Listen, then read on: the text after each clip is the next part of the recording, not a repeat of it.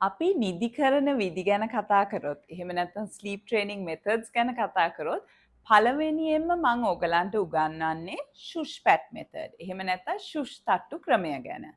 මේක මාස 0 සිට මාස 3 දක්වා ලදරුවන්ට ගොඩාක් සුදුසු වෙනවා. ඉතින් මේ ෂුෂ් පැට් එක කරන්න හරි ලේසි. අපි බබාව අරගෙන මේ විදියට අල්ලගෙන බබාගේ ඔළුව හොඳට සපෝට් කරලා මේ අතින් බබාගේ පිටට තට්ටු කරනවා. තට්ටු කරන ගමන් අපි දිගට ෂුෂ් හඬ නොනවත්වාම කරනවා. මේ වගේ.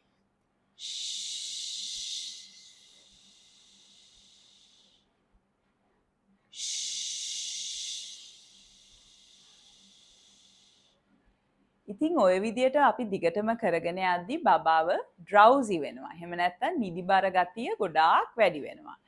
එහෙම කරන ගමන් අතේම බබාව නිදි කරගන්නේ නැතුව හිමීට බබා නිදිබර වුණාම කොට් එකට ට්‍රාන්ස්ෆර් කරන්න. ට්‍රාන්ස්ෆර් කළ කොට් එකේ තිබ්බම බබාගේ පපුව මත අත තියලා පපුව පැට් කරන ගමන් ඒ ෂුෂ් එක කන්ටිනියු කරන්න.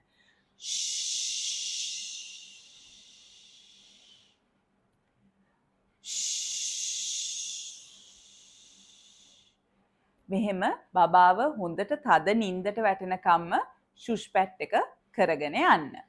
ඉතින් දැන් මේ මෙතඩ් එක පටන් ගත්තම සමහර වෙලාවට අම්මලාට මිනිත්තු 20ක් විතර ෂුෂ් පැට් කර ඉන්න වෙනවා.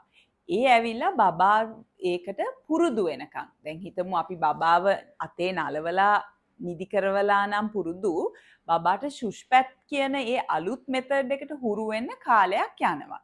ඒ නිසා ෂුෂ් පැට් එක පටන් ගත්තම සුමාන 2ක් නොනවත්වා මේක කරගෙන යන්න. කවුරු බබාව නිදි කරත් මේ මෙතඩ් එකෙන්ම නිදි කරන්න කියලා අවවාද කරන්න. මොකද කන්සිස්ටන්සි කියන එක. එහෙම නැත්නම් බබාට මේක නොකඩවාම අපි කිරීමෙන් තමයි බබාට ඒක අලුතෙන් පුරුදු වෙන්න පහසු වෙන්නේ. මේක අලුතෙන් තමාව ස්වාධීනව නිදි කරගත හැකි ක්‍රමයක් හැටියට.